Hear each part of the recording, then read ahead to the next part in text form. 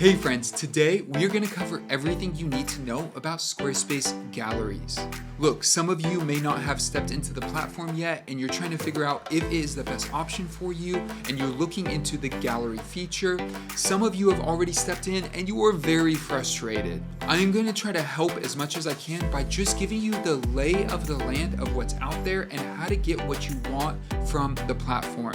Personally, I think Squarespace promises more than they deliver when it comes to galleries or when it comes to websites for photographers or anybody who needs to show a big, large body of work.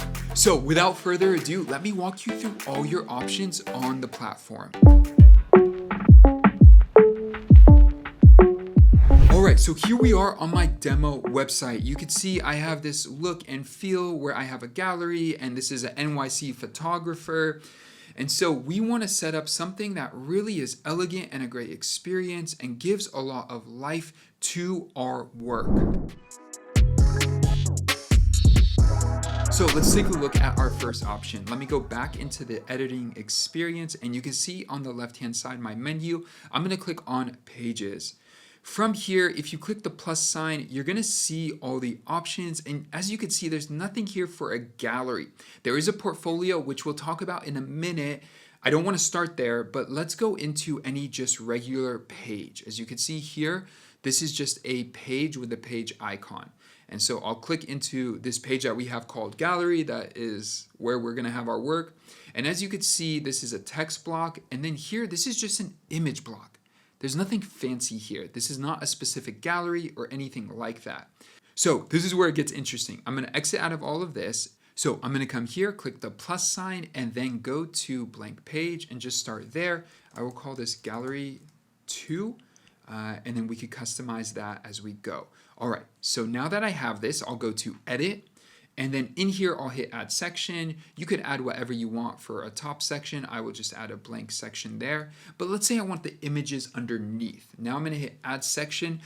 This is where it gets interesting. So they don't really specify here what a gallery is, but they do give you options for images. So I'm going to click on Images. Now, what you'll notice is these just kind of all look the same.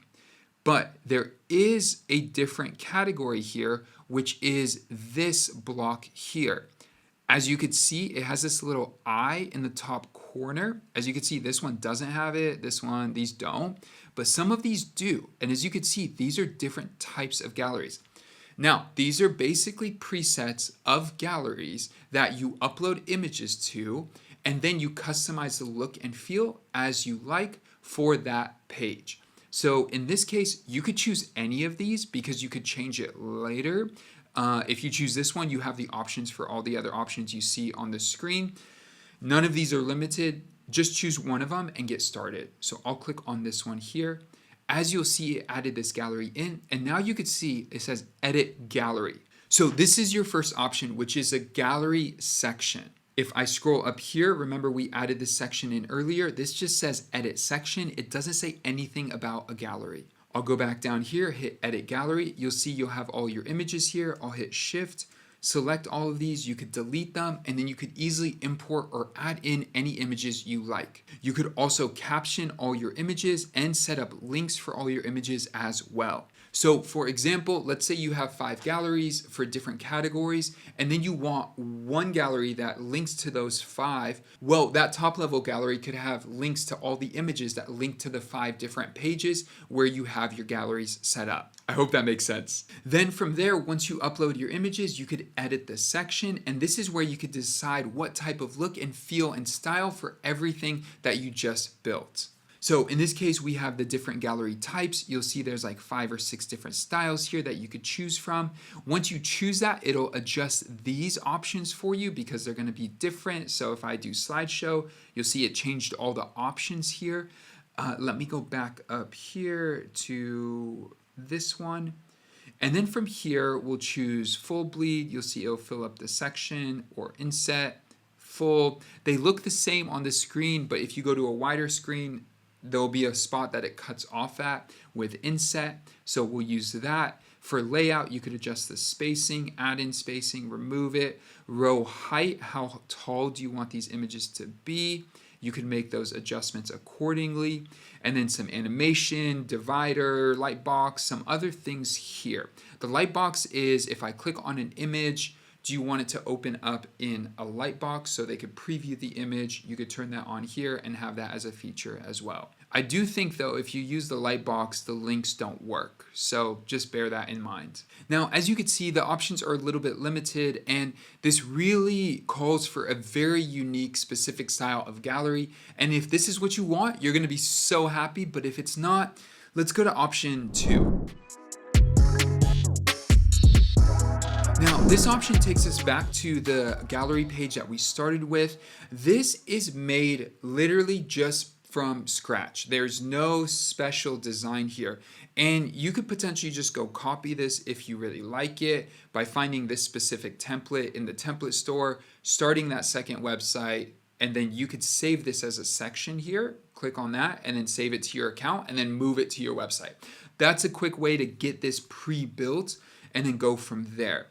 But in this case, as you can see, these are all just predefined, which in my opinion is going to be very cumbersome to manage. But if you do just need to build it once and it is really important for your work, this is going to be a great way to control every single pixel to your liking. So you get a really beautiful, elegant experience. As you see here, this is just really, really nice.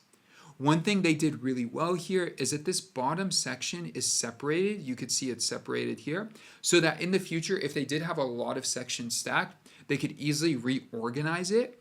And that way one section could go above another. In this case, it's not the best use case because they had gallery attached. What I would do here, let me move this back up. Let me duplicate this. So now we have that twice. I would get rid of this, delete that. Click on one item, Command A, it highlights everything. I'd move this up. Now we're good. And then on this section, I will just select basically everything, Command A, and then Shift, click on this so it unselects it. Delete, and then move this up. Let's go back here. Boom. So just double click on that, moved it up. So now these are separate sections. So as you can see here, the gallery is its own section, and then this is its own section. So if I move this down, you'll see now I could have these images here. So it gives me a lot of flexibility in terms of this design, and I could create as many of these sections as I like. So in this case, I could hit duplicate and then come back here, highlight these two items right here. Maybe I'll do these first, move this over to this side, and then move these over to this side. And then now I just create a brand new section that I can work with or play with and then get the kind of flow and feel that I like. But as you could tell, this is very manual. And this is going to lead us to our third option, which is going to be the most cumbersome. But it is worth mentioning because if you really do need galleries, this is a great feature, but it's going to take a little bit of extra work. All right, so option 3 here is I'm just going to add in a blank section. And then what I'm going to do is I'm going to click add block. And as you could see, I have this option that says gallery. You probably don't have this option. Why? I am not sure. And I don't know how I got grandfathered into it for every new site I build. Or like a batch of sourdough, I start with the same starter every time, that I just have this grandfathered in. But if you go to any professional Squarespace designer, which there are a ton out there, and you ask them, hey, do you have the gallery feature? They could potentially start the website for you, and then you're gonna have it on your end, I believe. Or at the very least, they could start the section for you, and then from there, they could save it, you could save it, and then use it on any part of your website. But let's take a look at this feature. This was built on the old version of Squarespace, and it just never got moved to the new one. But it is a really powerful feature. It is a little bit dated though, because this button is here, but it means nothing. There are no existing galleries. All right, so you could upload media, and then here you just drop in all your images. From there, you could design a different look and feel for your images. So you could have a slideshow, carousel, grid, or have them stacked. In this case, I am going to do the carousel, and then I am just going to play with some of the motion here. Leave this as is, and basically just have it like that. Then I'll click out of it, and then drag this across the page.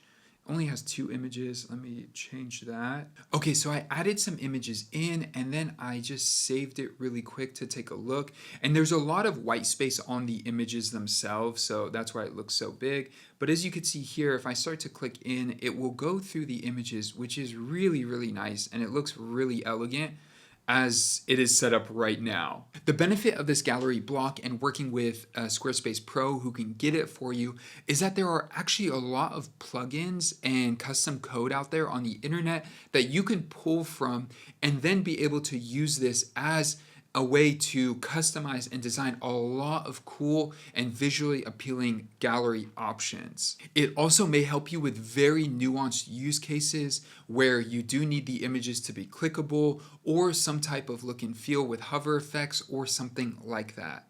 And as a quick note, this is from Squarespace's support page. You could see any circle member can add a gallery block to their site. Not sure why they don't provide it to everyone, but you just need to find someone who is a circle member and you could get access to it. Then from there, let's talk about portfolios. Now, if you have, let's say, 20 different categories or portfolios that you want to show of different work, or let's say they're different shoots or different styles of shoots, anything like that, well, you have to then think about the actual structure of your site. And this is maybe where my input is going to be most valuable to you as someone who is building a website for the first time. Now, let me show you an example from one of my previous clients. This site is not on Squarespace. We actually moved him off of Squarespace to get more of a robust and custom feel because he is one of the best photographers in Los Angeles. But just let me show you a little bit of his site. Here's his homepage with a great collection of different images from various categories he shoots. You can see they all are a little bit different. Some are fashion, some are more nature or landscape, some is travel, some is architecture. Let's take a deeper look here. When I go into his pages, you could see these different options here. Now, this is what I'm really trying to share with you of how to think about your site. All right, so let's just say we're gonna do fashion and portrait, and we take a look here. As I scroll, you're gonna see all these images fall in a specific category. And this is where I want to encourage you. You're gonna wanna define the specific categories or the style of pages you're gonna have. So if you're gonna have 5 core categories and you know that's basically it, maybe you add a 6th one later, but if that is the case, you could just use pages. You don't necessarily need to use a portfolio because what we're gonna talk about right now is if you are building a lot of pages over and over again, and they are very custom, well, you may want to build a portfolio. So let me show you how this looks. The value of a portfolio is once you have it, it'll basically be yourdomain.com/portfolio/project 1, project 2, project 3, project 4, whatever that is. And so getting that set up is actually really powerful for you, for SEO, for managing your projects, being able to share your URL with clients and potential clients. And so getting this set up from the beginning the right way is really important. So what I recommend here is if we start a new portfolio, they'll give you these 2 designs. It really doesn't matter. We're just going to select one. Then from here, as it's created, I'm going to get rid of this portfolio 1.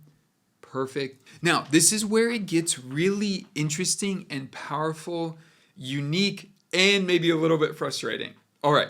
So right now, because I have a portfolio, I have a page that shows all the projects within the portfolio. So as you can see here, this is project 1, project 2, 3, 4, blah, blah, blah, that correspond with these here. But then if I click on project 1, I now have this page built with all these different images and aspects of content that I could use, leverage, and build from. If I go into edit, you will have full function and form as if it was a regular page. And the benefit here is I'm going to show you something right now. Let me go back to just my portfolio page, and then I'm going to click edit. Here, if I go into this section where it says manage projects and I hit edit section, this is actually a really cool set of features that are a little bit hidden if you don't know how to find them. First and foremost, you have layout. So right now we have this grid with an overlay. You also have hover with the follow cursor and then hover fix. Then you have grid and then you have hover background. Now, some of these are really, really cool and it feels so hidden. Let's go to hover and follow cursor. Well, right now you have the project names listed, and then when you hover over them, it will show the thumbnail image for that project, which honestly is a beautiful user experience. If I go back to edit section and then we go to hover and fixed, well, in this case, you could have hover and then the image stays in a specific spot of where you designate. And you could further customize it to your liking here with all these options. Down here, we have hover and background. This one is really interesting because then it will fill up the entire background for any project you hover over, which is awesome. And then finally, let's do grid simple. This is what you would call a simple grid. There is just images with text below it, which makes for another great user experience. Very professional, very elegant.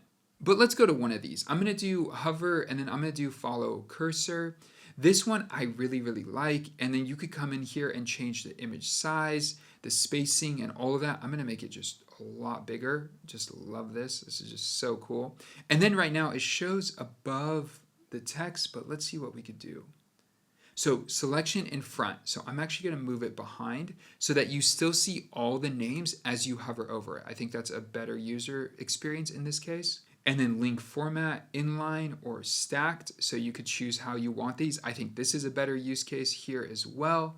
And then I actually do want the image size just to like fill the space as much as possible. Follow speed is at 10. That's nice. Really, really elegant.